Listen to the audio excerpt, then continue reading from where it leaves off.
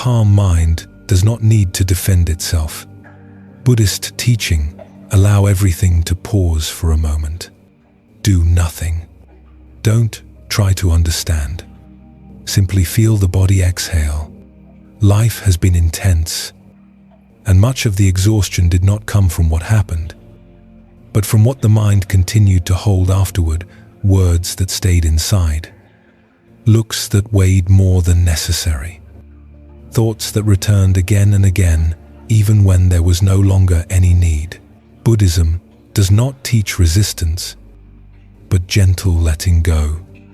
Because when the mind releases its grip, something naturally settles, not because the world changes, but because not everything gets inside anymore. Offenses pass like the wind. Comparisons lose their shape. Noise fades without being pushed away. And in that quiet space, you discover a stability that depends on nothing external. From there arise these 10 principles of Buddhism, not to make you strong, but to make you light, not to control life, but to walk within it without being dragged. 10 Buddhist principles so that nothing can affect you. Principle 1. Insults and offenses. Words have no power unless we give it to them. In Buddhism, it is taught that insults and offenses have no power of their own. Their force is born only in the moment someone chooses to receive them, store them, and give them a place in the heart.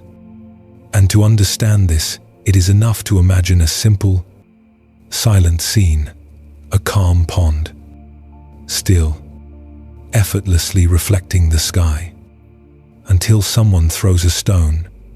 For a moment, the surface trembles. Ripples spread as if something deep had been wounded.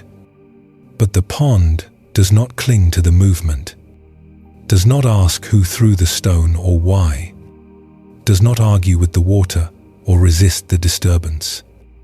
It simply allows the waves to pass and, with a patience that needs no words, returns to its natural stillness, because stillness is its true nature, and so too is the human mind when it is trained. Harsh words may touch it, may create a brief surge, but they are not meant to stay. An ancient account from the Sutta Nikaya tells that a man, overtaken by anger, approached the Buddha and insulted him with harsh, venomous words. The Buddha listened without interrupting, without tensing his body, without defending himself. And when the man finished, the Buddha asked a simple question. If you offer a gift and the other person does not accept it, to whom does the gift belong?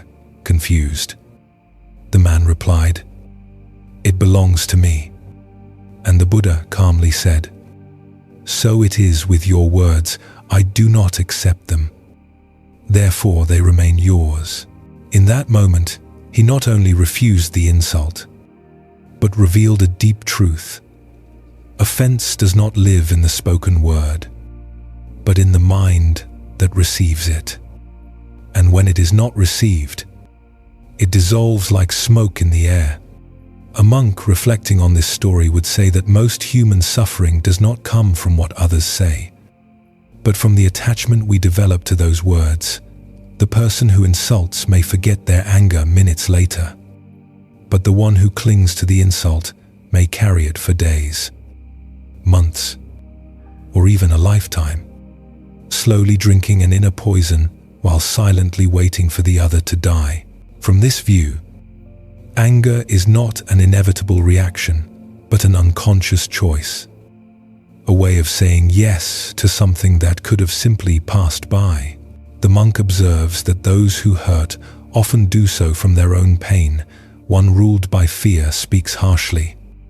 One who feels small tries to grow by humiliating others. One who carries old wounds may wound without realizing it, not because they are evil, but because they have not learned to look at their own suffering. Understanding this does not justify aggression, but frees us from it. Because when it is seen clearly that another's words are reflections of their inner storm and not judgments of our worth, the reaction changes at its root. Instead of responding with anger, a quiet understanding arises. Instead of defending the ego, a kind distance appears. Instead of striking back, compassion is born not as a moral obligation, but as a deep recognition. This person is suffering. That is why they speak this way. At that moment, the monk would say, an invisible yet decisive transformation occurs. Negativity loses its power because it no longer finds a place to anchor. The mind, like the pond, recognizes that its depth remains intact even when the surface is stirred. And that depth does not need to impose itself or prove anything, only to remain. From this perspective, silence is not weakness but wisdom. Not responding is not surrender, but a refusal to hand over control of the inner world. Offensive words, seen from this height, become like echoes in a wide valley. They resonate for an instant and then dissolve into the space that holds them, leaving no lasting trace.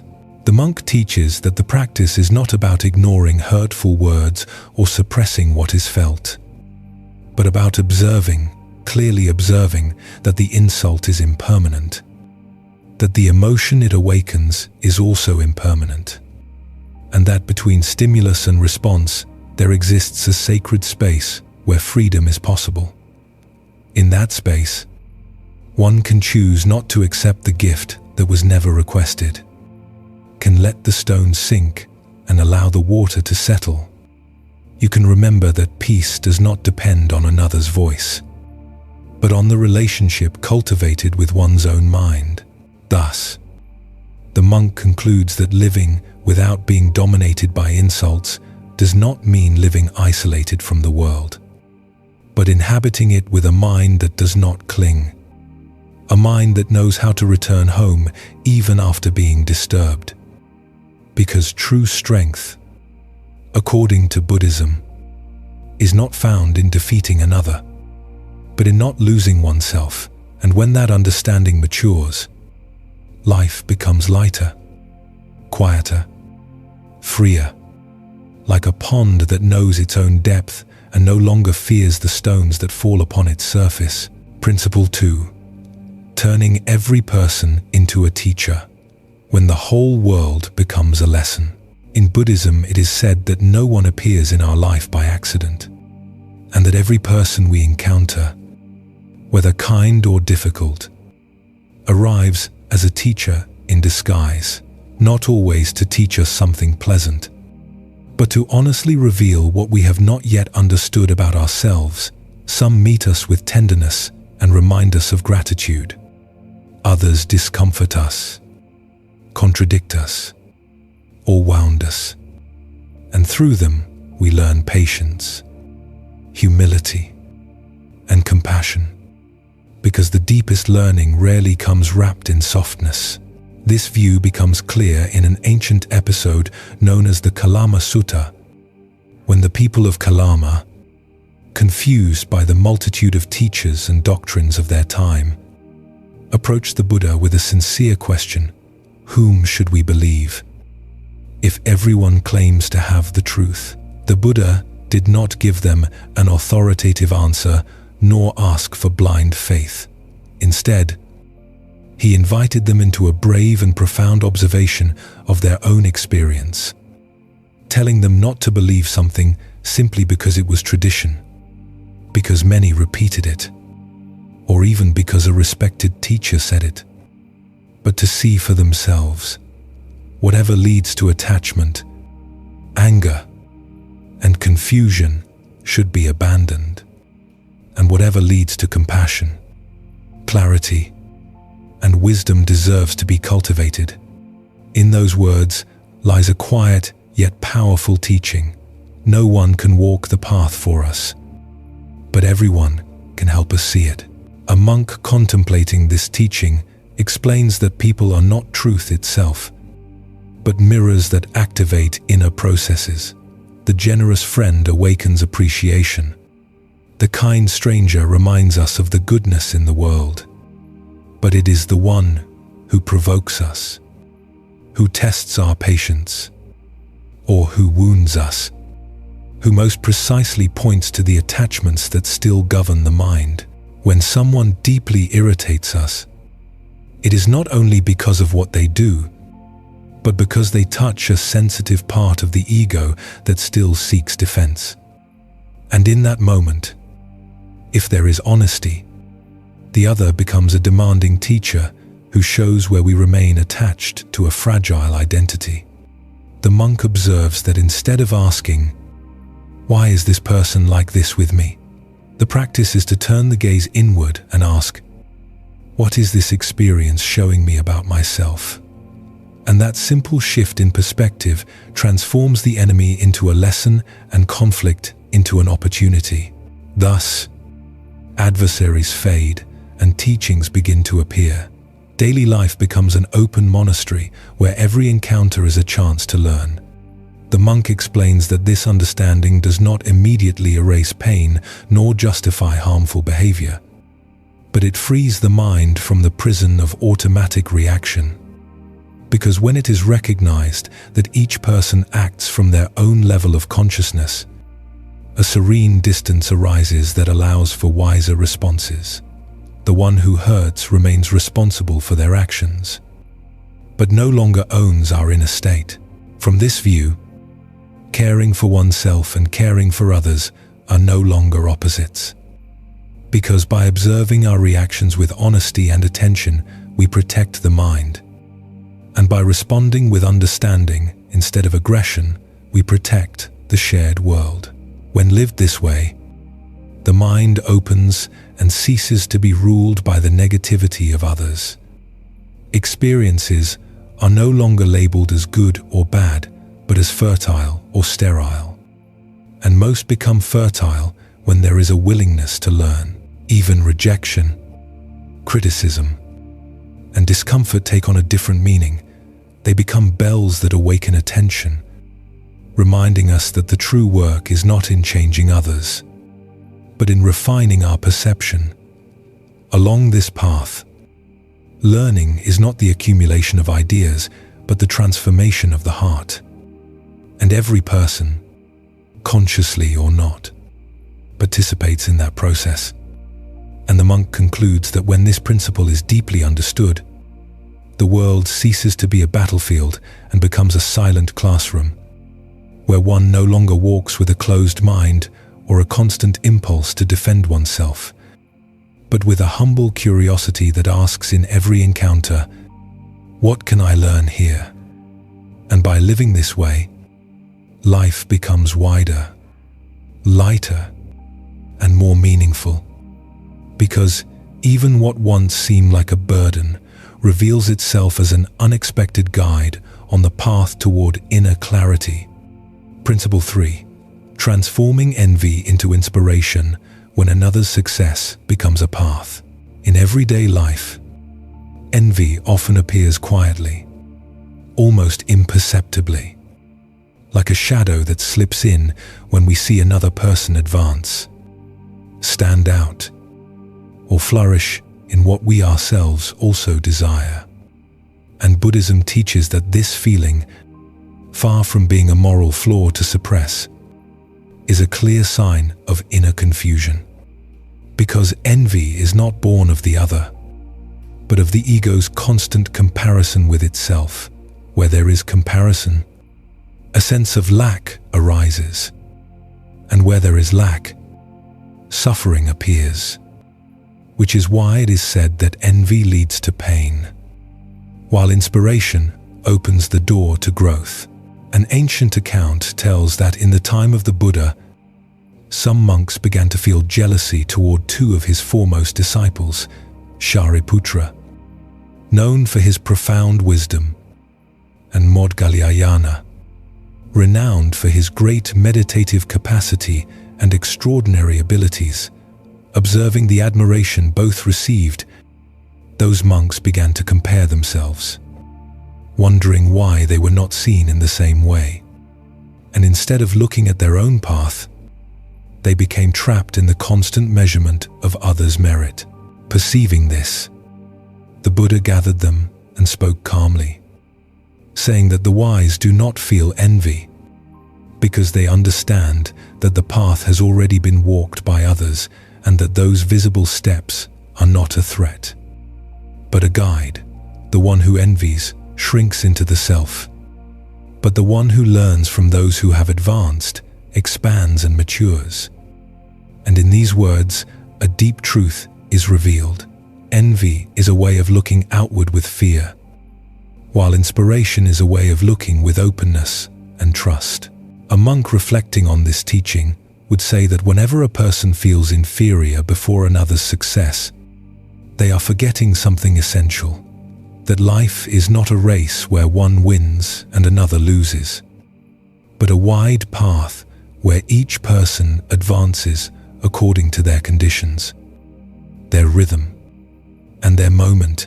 Another's success takes nothing away. It only illuminates what is possible.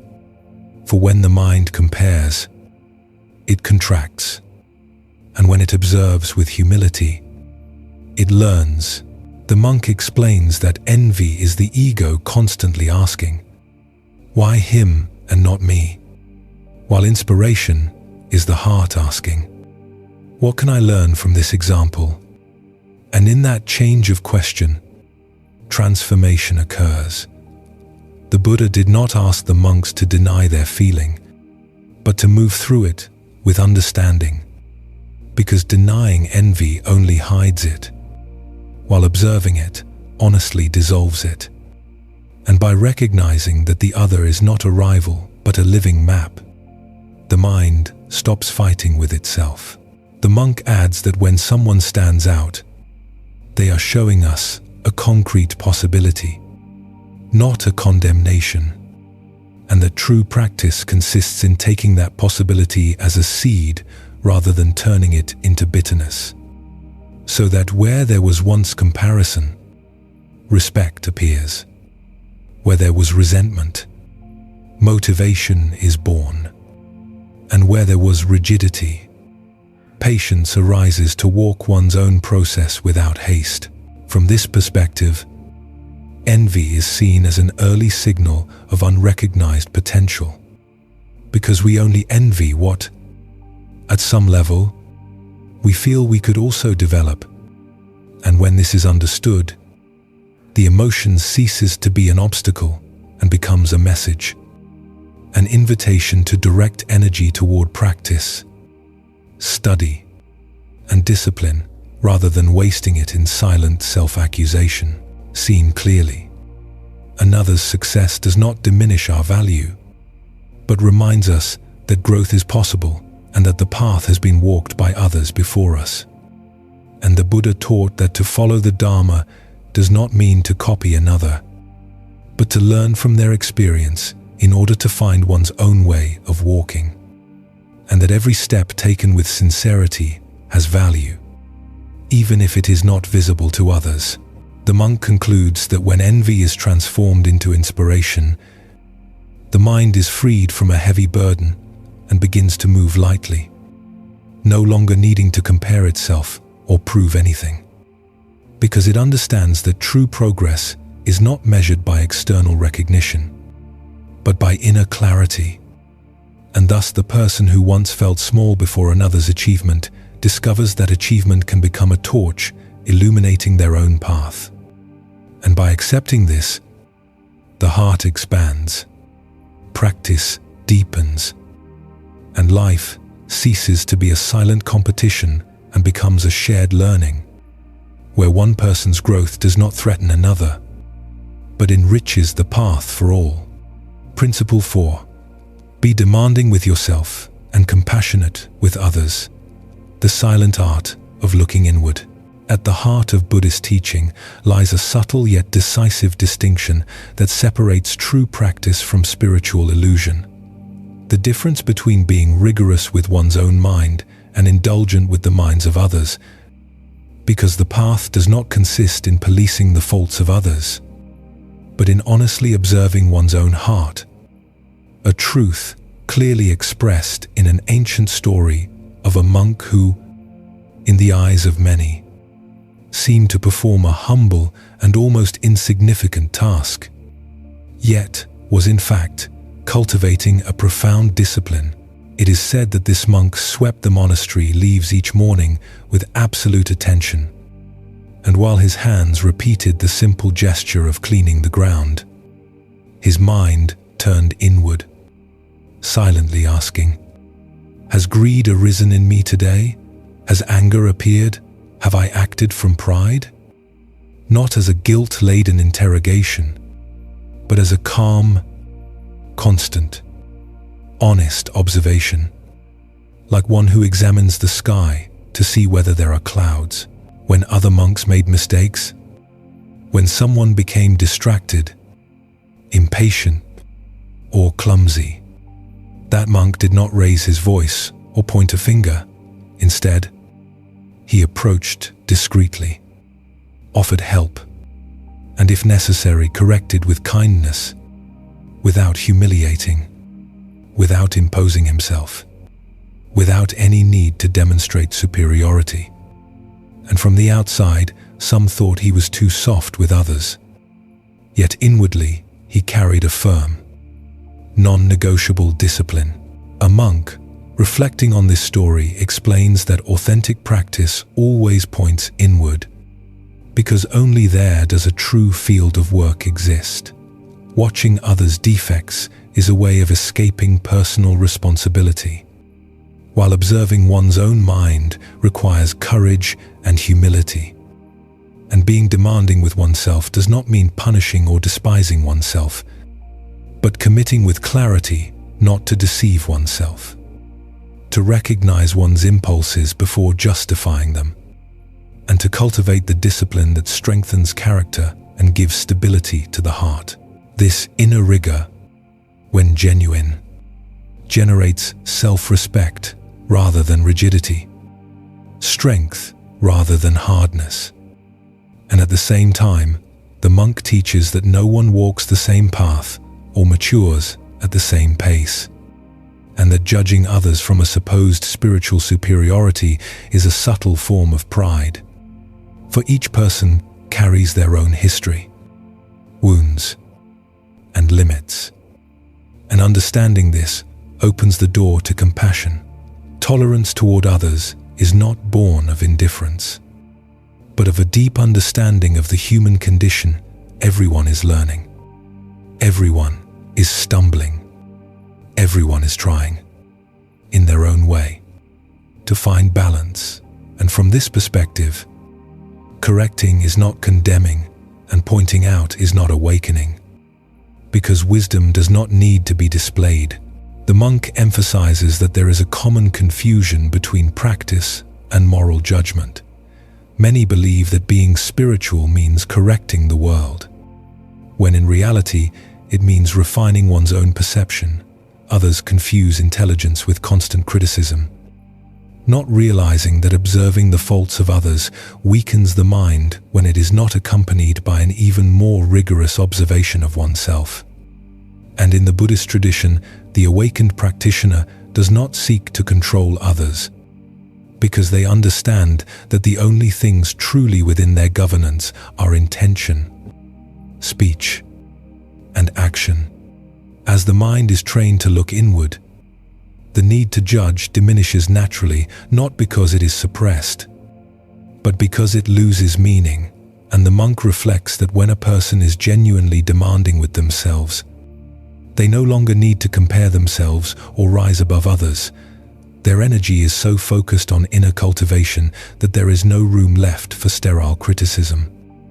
And when one is compassionate toward others, an environment is created in which learning becomes possible, because no one flourishes under the constant weight of judgment.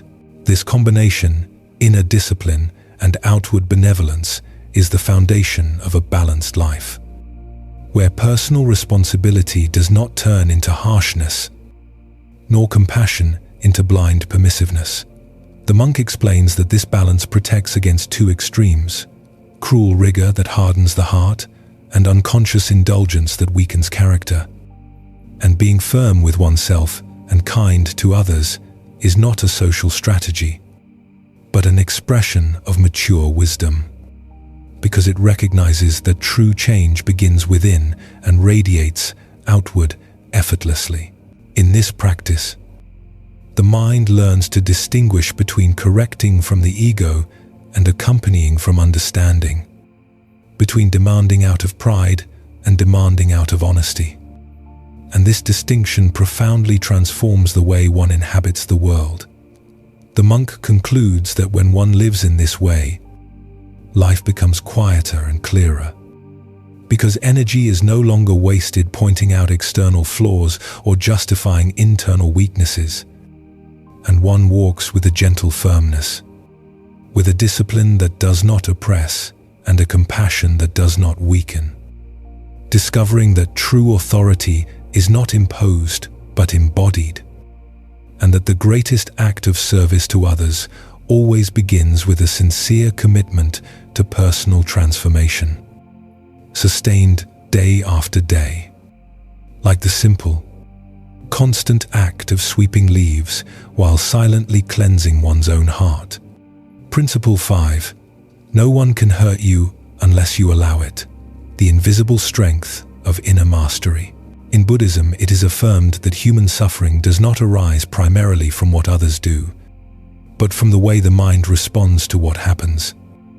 A teaching that is difficult to accept because it seems to contradict everyday experience, where words, actions, and injustices appear to come from outside.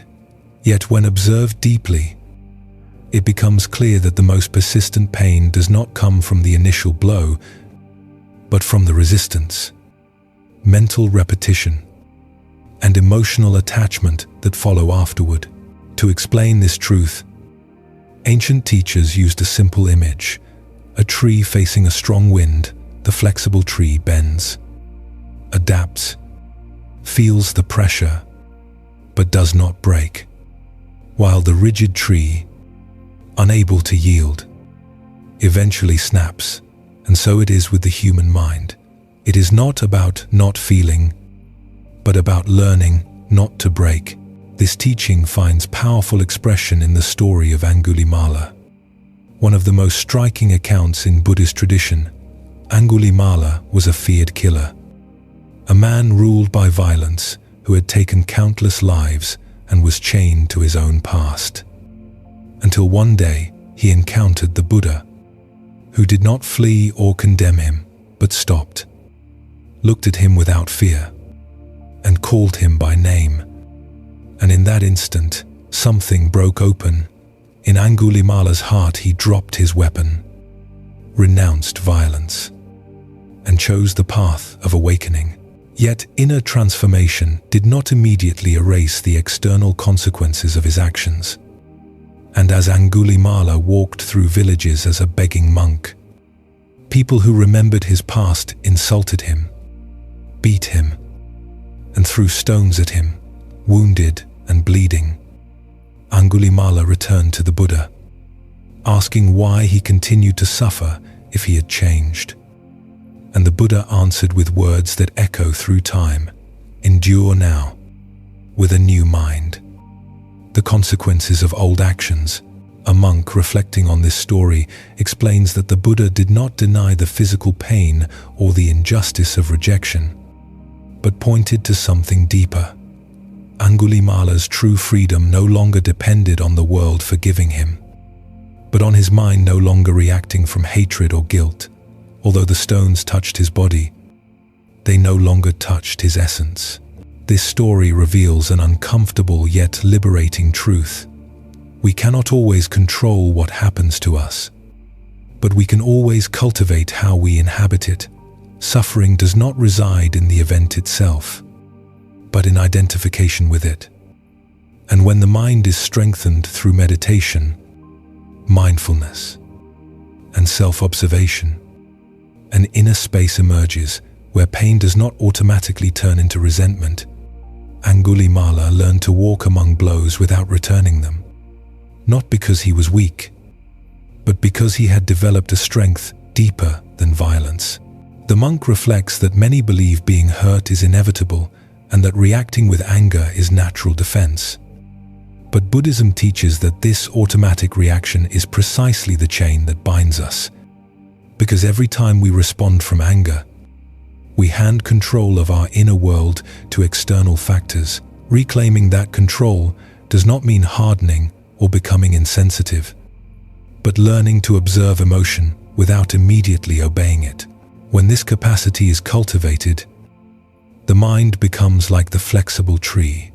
It feels the wind but does not break, recognizes pain but is not defined by it, and thus the past ceases to be a prison and the present becomes a field of practice.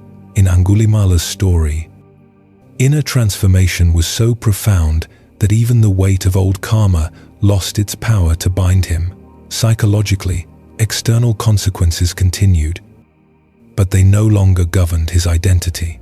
The monk teaches that this is the true freedom spoken of in Buddhism, not the absence of difficulty, but inner independence in the face of it. And when one understands that no one can make them suffer without their inner consent, life begins to be lived with quiet dignity, without the need to justify oneself or attack others, no longer as a chain of reactions, but as a conscious response. This practice is not achieved overnight, but cultivated slowly through constant observation, mental training, and the willingness to look at one's own pain without fleeing from it. And those who persevere discover a strength that does not depend on others' approval or external circumstances, a strength that is inner freedom, a freedom that does not eliminate storms, but allows one to pass through them without losing the center, remembering that true power lies not in controlling the world, but in not being enslaved by one's own reaction to it. Principle 6. The power of acceptance. When letting go of resistance becomes wisdom. In Buddhism, acceptance is not understood as passive surrender or silent resignation, but as a deep intelligence that recognizes reality as it is in order to act with clarity. Because much of human suffering does not come from what happens, but from the constant struggle against what has already happened. Accepting what is does not mean approving it or loving it, but stopping the waste of energy in denying it. And the ancient masters compared this to rowing on a river. One who rows against the current becomes exhausted and advances little, while one who learns to read the flow of the water and move with it can guide the boat with less effort and greater precision. A teaching powerfully expressed in a famous account from the Majjhima Nikaya, known as the parable of the poisoned arrow, in which the Buddha speaks of a man wounded by an arrow who, instead of allowing it to be removed immediately, demands answers: who shot it, from which caste, what kind of wood the arrow was made of, what feathers it carried, and what the archer's intentions were. And the Buddha points out that if the man insists on obtaining all those answers before allowing the arrow to be removed, he will die without ever receiving them, because while he searches for explanations, the poison continues to spread through his body. And this simple, direct story reveals an uncomfortable truth. Many times human beings prefer to intellectually understand their pain rather than relieve it. And in that attempt at control and explanation, suffering deepens. A monk reflecting on this teaching explains that the modern mind often becomes trapped in questions like, "Why did this happen to me?" or "Who is to blame?" Believing the answer will bring peace, when in reality those questions often become a form of resistance that keeps the wound open. It is not that questions are useless in themselves, but when they arise from attachment and anger, they delay healing. The monk teaches that acceptance is, above all, recognizing the present moment without adding an unnecessary story to it. The arrow is already embedded. The pain is already there. And the first task is to tend the wound. From this perspective, acceptance becomes an act of courage, because it requires abandoning the illusion of absolute control and facing reality without adornment or denial. Accepting does not mean remaining passive or tolerating the intolerable, but starting from what is real in order to act with wisdom. Whoever accepts sees clearly, and whoever sees clearly can respond better. In everyday life, this teaching appears when a person stops fighting with the past, with what can no longer be changed, and directs attention to what is still within reach in the present. Constant resistance to the past is like trying to untie a knot by pulling both ends at the same time. The more one pulls, the tighter it becomes, whereas acceptance releases the initial tension so the knot can be gently undone. The monk reflects that many people confuse acceptance with weakness, when in fact it is one of the highest expressions of practical intelligence. Because only those who accept can adapt, and only those who adapt can move forward. Denial consumes energy. Acceptance frees it. And peace does not arise because everything becomes as we wish, but because we stop demanding that reality be different in order to be at ease. When the mind stops resisting, suffering naturally diminishes, not because pain magically disappears, but because it is no longer fed by inner struggle.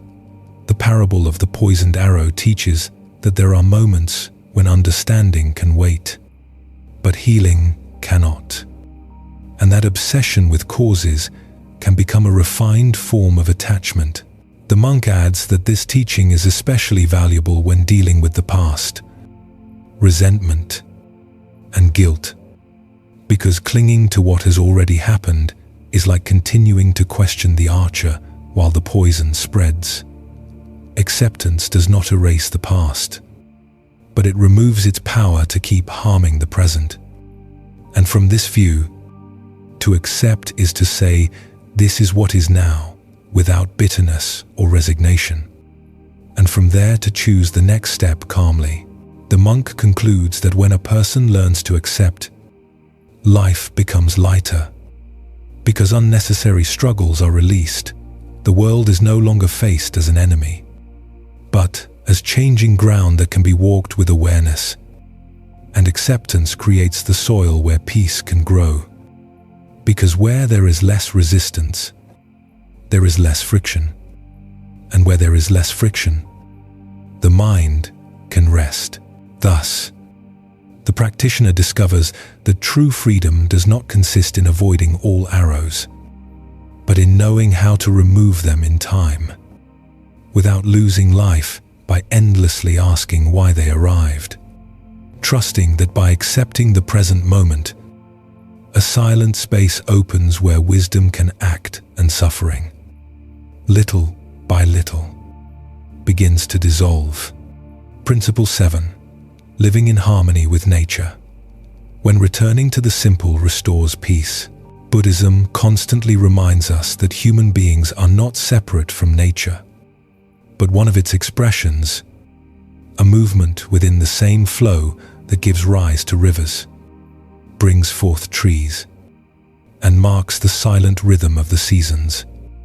And when this truth is forgotten, the mind fills with tension, haste, and exhaustion, as if trying to live against an invisible current. Nature teaches without words that everything is born, grows, transforms, and dissolves. And resisting this cycle is one of the main causes of modern suffering. In contemporary life, many people live disconnected from these basic rhythms. They wake while it is still dark, struggle to rest, eat without awareness, and spend most of their days under artificial lights and constant stimulation. And although the body still belongs to the earth, the mind behaves as if it could escape it. And Buddhism observes that this disconnection creates a deep fatigue that cannot be resolved by physical rest alone. Because what has been lost is contact with the natural order of life. This teaching finds its most powerful symbol in the moment when Siddhartha Gautama, after leaving behind palace luxury and traversing paths of extreme asceticism, sat in silence beneath the Bodhi tree. Awakening did not occur in a majestic temple or a hall filled with disciples, but in the stillness of nature, with the earth as witness and the sky as roof. And this image holds an essential lesson. Enlightenment does not arise from accumulating comforts or excess stimulation, but from simplicity, attention, and full presence. A monk contemplating this scene explains that the Buddha chose to sit beneath a tree because nature demands nothing, does not judge, and does not distract. It simply supports. And within that silent support, the mind can finally rest. The monk teaches that living in harmony with nature does not mean abandoning modern life or fleeing to a forest, but remembering that body and mind still need the same basic rhythms that have guided humanity for thousands of years. The light of dawn to awaken, the darkness of night to rest, movement during the day and stillness as the sun sets. And when these rhythms are honored, the mind becomes clearer and the heart more stable. Nature also teaches acceptance of change. No tree blooms all year. No leaf clings to the branch when autumn arrives. And yet, in falling, there is no tragedy, only transformation. The monk points out that much human anguish is born from the attempt to remain forever in the same emotional season, denying grief, loss, or fatigue, when in truth each phase carries its own wisdom. And by observing nature, one learns that resting is not failing, letting go is not losing, and silence is not emptiness but fertility. When the Buddha awakened beneath the Bodhi tree, he understood not only the nature of the mind, but also the deep interdependence of all life. And from that understanding, he taught that harming nature is ultimately harming oneself, because there is no real boundary between the outer environment and the inner being. The monk reflects that contact with nature acts as a silent remedy for the overstimulated modern mind, restoring to the body a sense of belonging that no technology can provide. Walking barefoot on the earth, watching the movement of water, listening to the wind among the trees, or simply following the cycle of day and night are simple practices that return the mind to its original rhythm.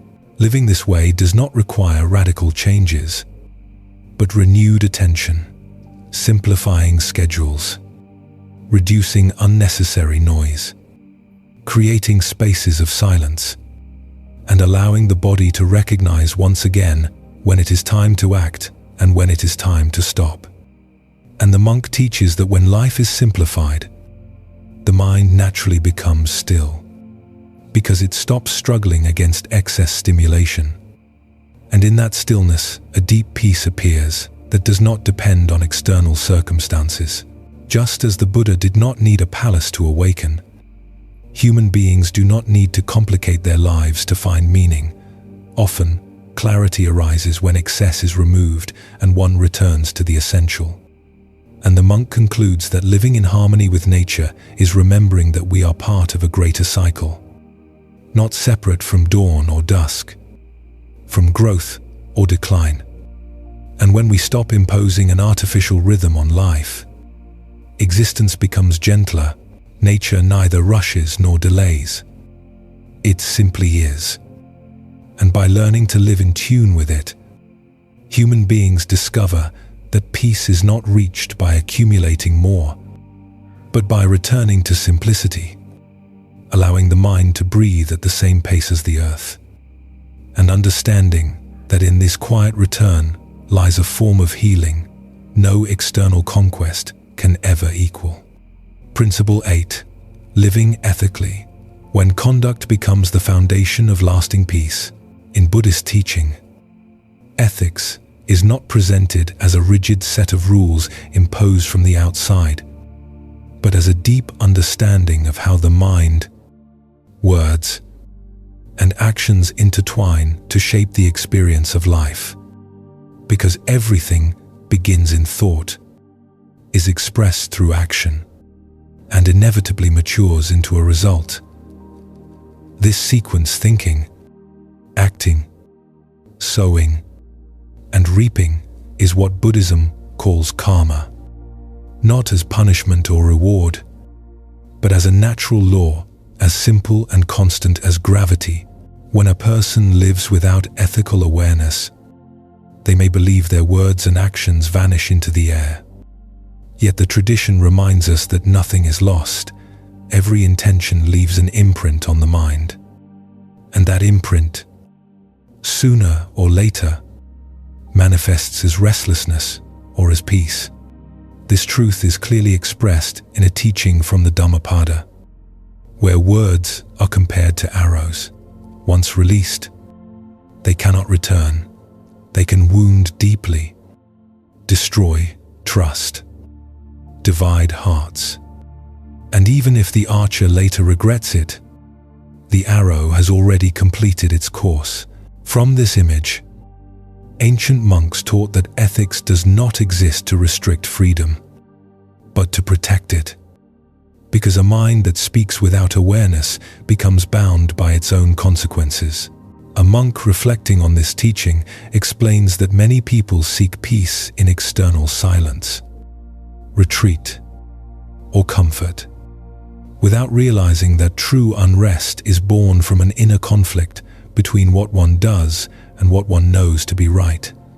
When actions contradict deep values, the mind fragments, and that fragmentation is experienced as anxiety, guilt, or constant fear, whereas living ethically unifies the inner world, as what one thinks, says, and does begins to align naturally.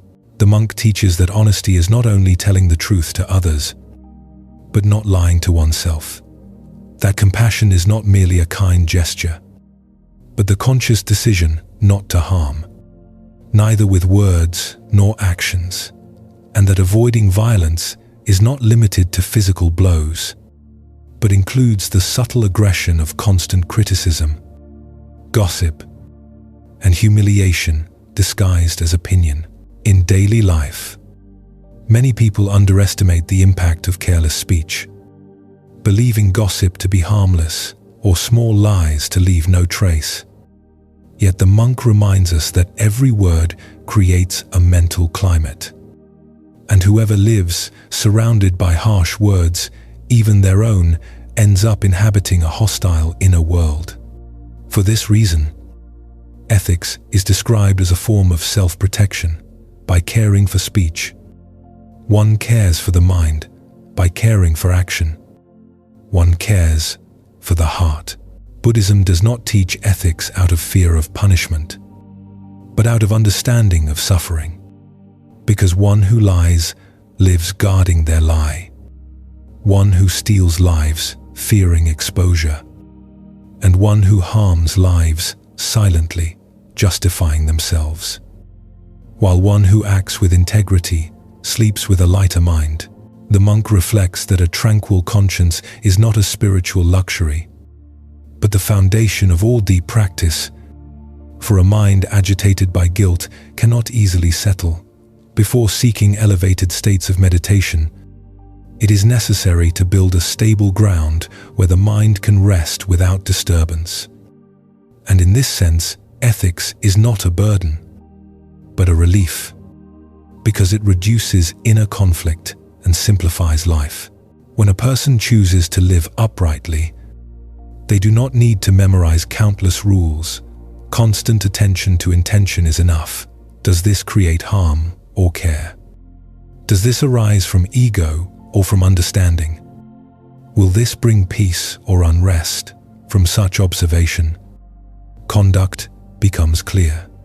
The monk adds that ethics is not an abstract ideal, but a daily practice renewed in every conversation, every small decision, every moment in which one chooses not to harm, even when it would be easy to do so. Over time, this inner coherence becomes a silent identity. Not because the person declares themselves moral, but because their presence conveys stability. The monk concludes that an ethical life does not guarantee the absence of difficulties, but it offers something deeper, a peace that does not depend on external circumstances, because it arises from the certainty of not being at war with oneself. When the mind knows it has not sown harm, it rests naturally, and that tranquility becomes an invisible strength that sustains the human being even amid uncertainty.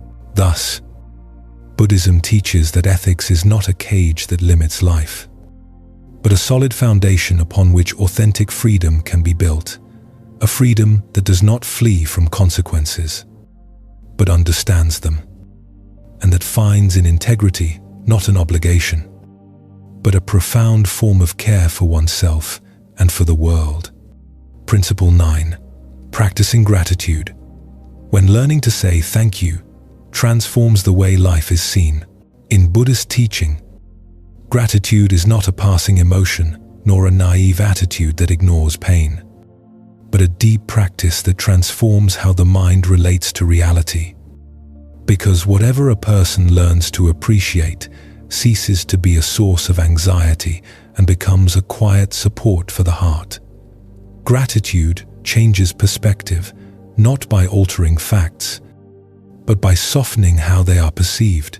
In daily life, many people wait for major events to feel grateful, unaware that peace is born from recognizing the small things: sunlight entering through a window, simple food sustaining the body, the quiet presence of someone close, the simple act of breathing without effort.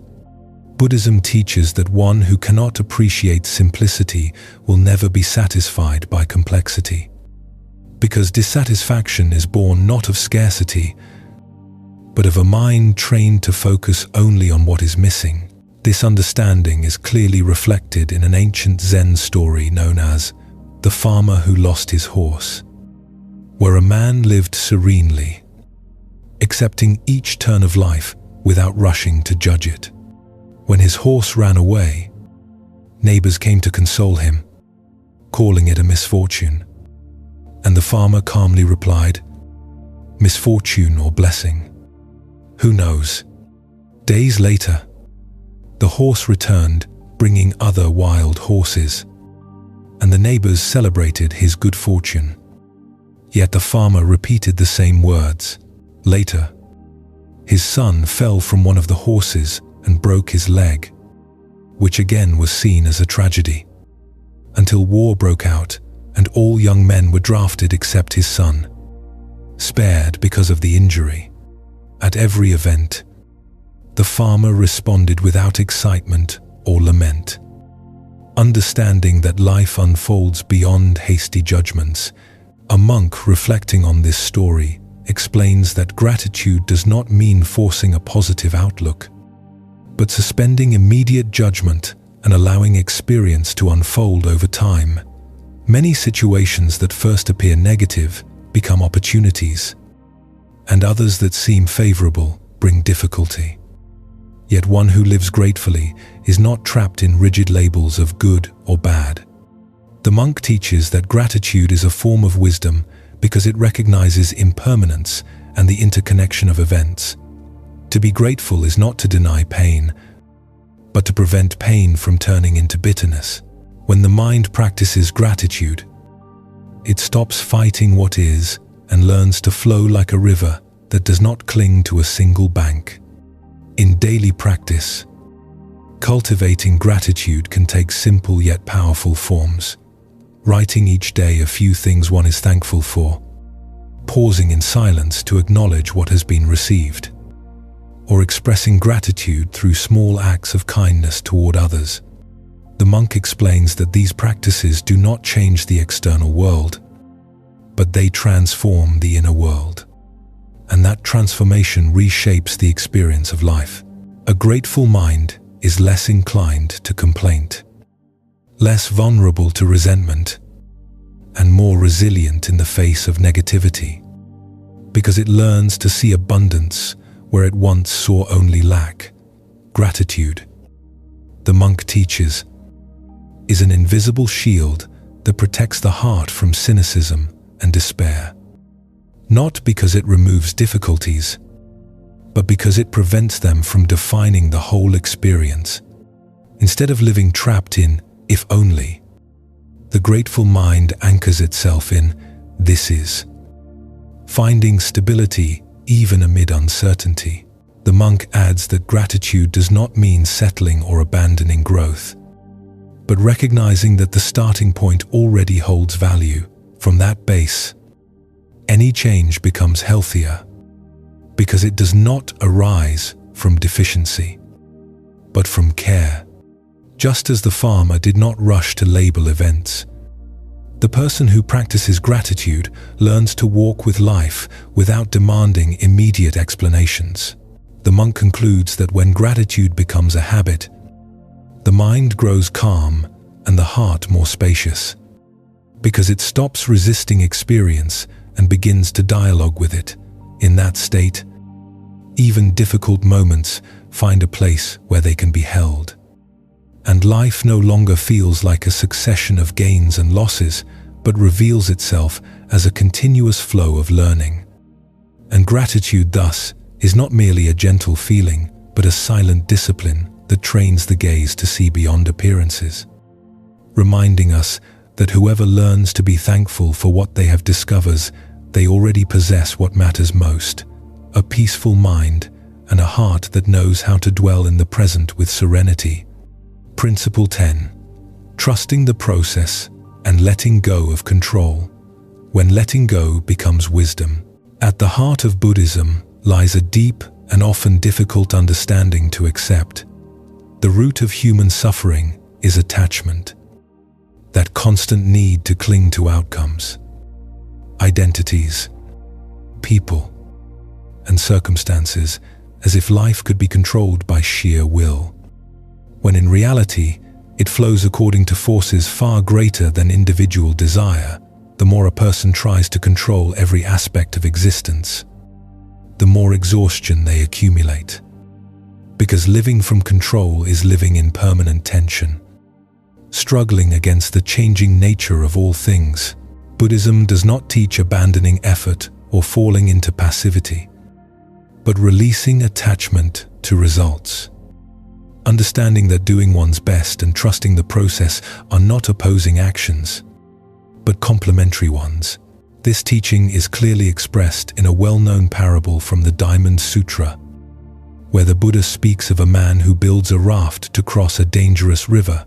Thanks to the raft, he reaches the other shore alive. But once there, he wonders whether he should carry the raft on his shoulders and continue the journey with it. And the Buddha points out that this would be absurd, because the raft fulfilled its purpose, and clinging to it after crossing only adds unnecessary weight to the journey. The lesson is simple yet profound.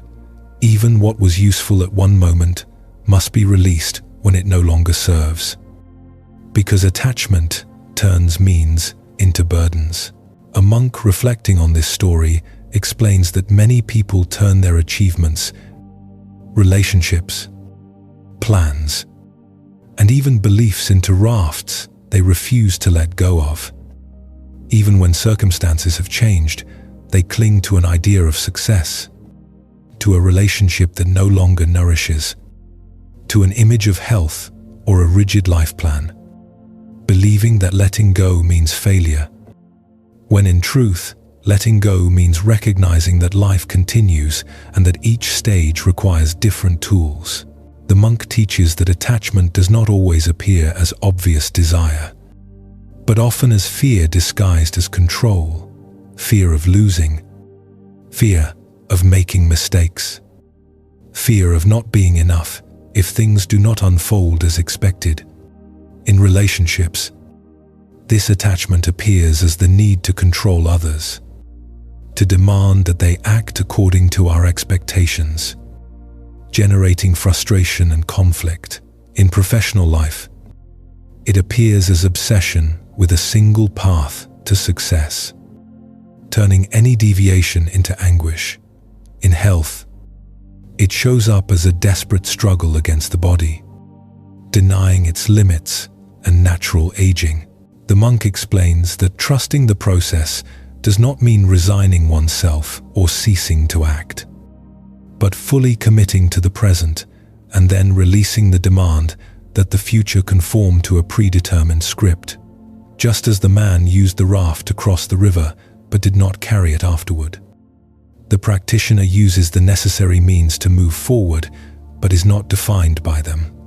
Attachment, the monk teaches, is the illusion that something external can guarantee permanent security, when in truth, the only stability possible is internal.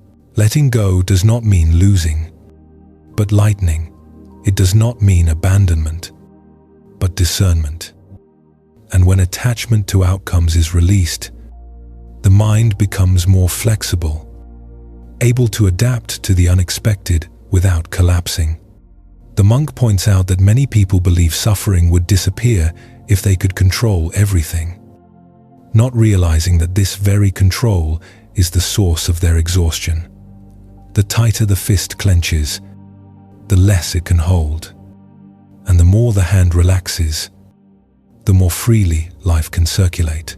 From this perspective, trusting the process is an act of deep humility, recognizing that not everything depends on the self, that larger forces are at play, and that life has its own rhythm. The monk reflects that letting go of control does not eliminate uncertainty, but changes the relationship with it. Instead of a constant threat, uncertainty becomes an open space where unexpected possibilities can arise, and the person who trusts stops measuring their worth by results and begins to live with greater presence, enjoying the path rather than obsessing over the destination.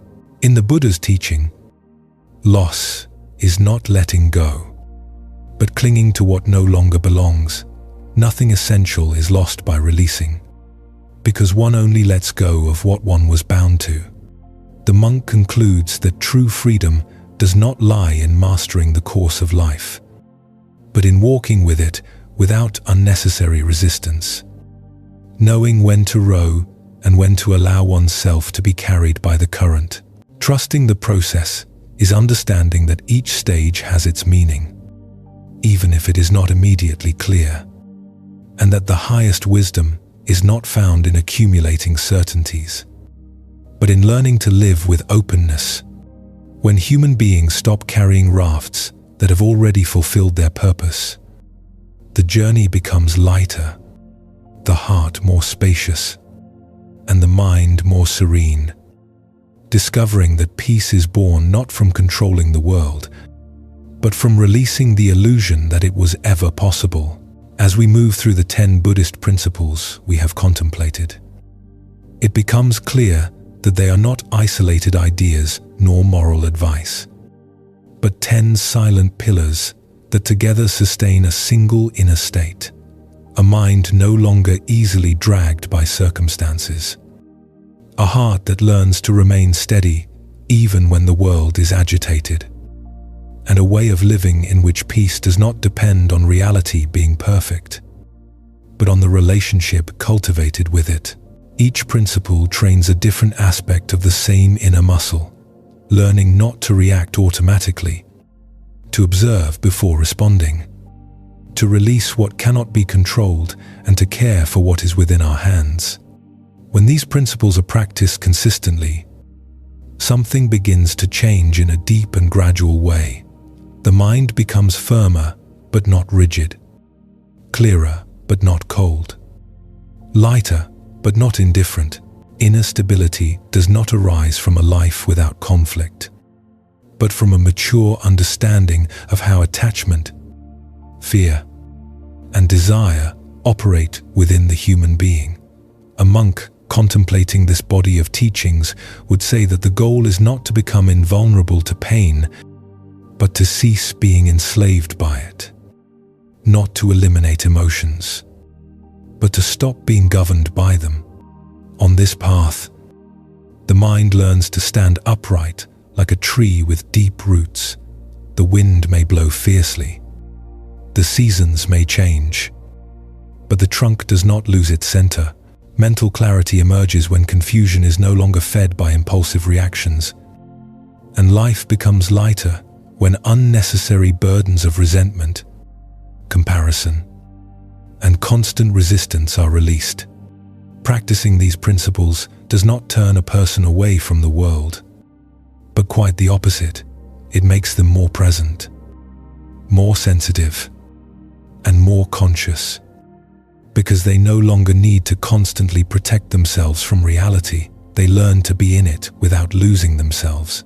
The monk explains that true strength is not hardening the heart, but softening it without making it fragile, and that true freedom does not consist in controlling the environment, but in not being controlled by it.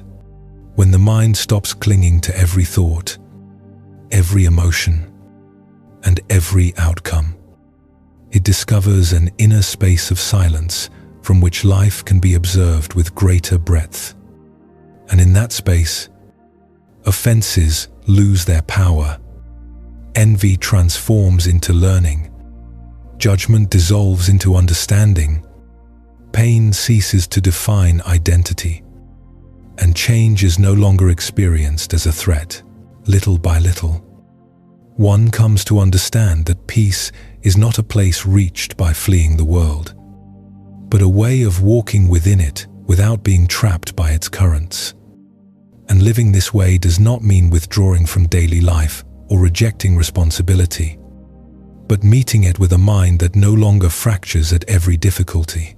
The monk points out that when the heart is trained, even losses find a place where they can be held, and uncertainties cease to be enemies and become teachers. The steady practice of these principles builds a deep trust in the process of life, a trust that does not rely on external guarantees, but on the direct experience of having passed through storms without losing one's center. From this perspective, peace is not the absence of noise, but the presence of clarity, not isolation, but conscious connection, not avoiding life, but learning to live it without being dragged by it. The monk concludes that the state in which nothing can affect you is not a denial of human sensitivity, but its maturation. It is the ability to feel without becoming trapped, to love without possessing, and to act without clinging to results. When this understanding settles, life continues with its inevitable changes, yet the mind no longer scatters easily. The heart no longer defends itself against everything, and existence is experienced with greater serenity. Ultimately, Buddhism reminds us that authentic peace is not found outside, in ideal conditions or in a world without conflict, but within, in the way attention is trained and wisdom is cultivated. To live in peace is not to escape life, but to remain within it with an awakened mind, knowing that whatever happens, there is always an inner space to which one can return. As the ancient masters taught, true peace is born from within and needs no permission from the world to exist.